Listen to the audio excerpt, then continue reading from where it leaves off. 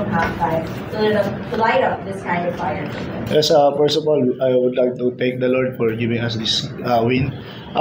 Yun lang, lagi naman rin i-remind sa kanila ng coaching staff, especially ni Coach Bonis, to play hard every game. Kasi actually we're practicing hard kung paano namin napapakita yung gusto namin manalo sa ensayo. Plus, every practice we're complete na kumbaga kung ano yung meron kaming players, yun yung linalaban namin for this conference. But still, nagkakaroon lang kami ng short on winning for the last games namin. But this time, nakita lang namin sa mga players namin is yung willingness to win. Yun lang naman yung laging pinaalala ni Coach Boni na although ngayon is medyo ito yung players na meron kami, kumbaga lumabang kami na para manalo. Not na yung parang manghina kami kung ano man yung nangyari for this conference for us. So, yun yung nakita namin, yung kinaibahan ng mga past few games namin, yung willingness to win. Yun yung nangyari ngayon sa game na to against NLEX. Thank you so much, Coach Nancy. Kate, congratulations on the career high performance. Thank you. Now that you have adapted without Arvin and Will, what kind of opportunities have you found for yourself, and what kind of role have you carved for yourself on this team? Pretty much just playing as hard as I can every game. Whatever I can do, whatever I can participate in.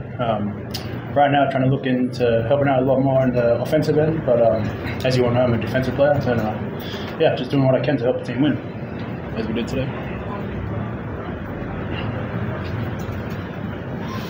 Thank you, Kate. We're now opening the floor to the media. Thank you.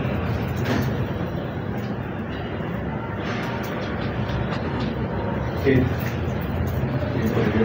Of course, it was mentioned that Will and Arvin left for this conference, but of course you guys welcomed in Calvin Umbrella. How big has he been helping you, especially since you guys play on the same position, and how has he affected your game positively for Yeah, I mean, Calvin's just like me, an overly energetic player on the court, and having somebody that has that same energy when it comes to practices really lifts the spirits and lifts the energy in our team. So he's pushing everybody else to play hard. He plays hard, so everybody else has to play hard to match it, and I think it's a good addition to our team. Yeah.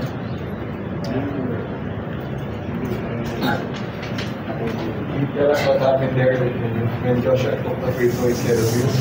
I don't even know. I actually don't know. The ref. I was walking over to shoot the free throws. The ref said, "Caught over Josh to shoot him." I was just like, "Okay." I mean, sure. And then he shot him, so I just started giggling. I don't know what was going on. Yeah. Just a misunderstanding, I guess. First, gusto naman yung si Calvin sa team. Maganda yung linaro niya agad yung first game niya. Gusto naman yung naging adjustment niya in the transition to him. Yeah, Calvin is a very positive player, no? So it helps us a lot, especially alam naman natin si Calvin, kaya nga tinawag natin na the beast yan. So yung energy niya kung paano maibigay sa team. So yun nga lang is medyo late na addition sa amin si Calvin, but still kahit gano'n he's very professional. He practice well.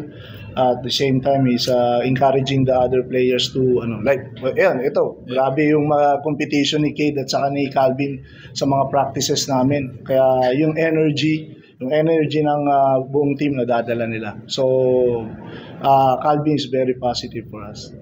100%. You also for your night free tonight.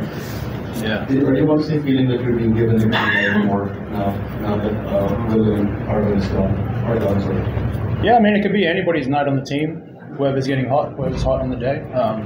I guess today was my day, so I took the opportunity. I took every opportunity I got, and I thank the team for all the assists. Obviously, we have 30 assists as a team. That's fantastic. So probably team effort. Coach, San Miguel, nagkahawal din ng number 1, so pero lang gusto nyo ba ganun dito rin kung nangyari na Yes, yes, actually, ano lang, we just play, kumbaga, madoble namin yung effort namin sa game na to against NLEX. Then, pakita namin yung game namin against San Miguel. So, yun lang, laruin lang namin. Especially talaga, gusto namin to, we end the conference with a high note. At madala namin yung panalo na yun sa mga susunod na games namin sa next conference. So, yun lang, gawin lang namin lahat talaga.